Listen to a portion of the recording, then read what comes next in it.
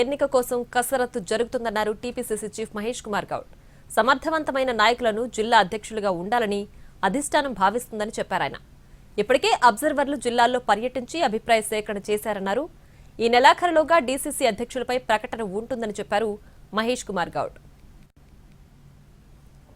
నాయకుడు జిల్లా కాంగ్రెస్ కమిటీ అధ్యక్షుడిగా రావాలనేదే ఏఐసీసీ అభిప్రాయం.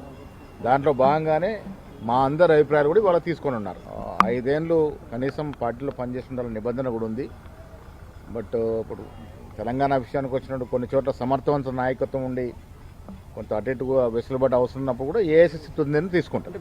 మా అభిప్రాయ సేకరణ ఇవాళ అవుతుంది. తర్వాత వాళ్ళు కసరత్తు చేసి ఈ నెలాఖరులోగా ఇచ్చే అవకాశం ఉంది. కనీసం 6గురితో వారు ఏఐసీ అబ్జర్వర్స్ లిస్ట్ తీసుకొచ్చినారు. ఆ 6గురిలో ఓసీలు ఉంటారు, బీసీలు ఉంటారు, ఎస్సీలు ఉంటారు, ఎస్టీలు ఉంటారు, మైనార్టీలు ఉంటారు, మహిళలు ఉంటారు. ఇవన్నీ వడబోసిన తర్వాత రాష్ట్రాన్ని యూనిట్గా తీసుకొని దాంట్లో సోషల్ ఇంజనీరింగ్ ఉంటుంది, మహిళలకు అవకాశం ఉంటుంది.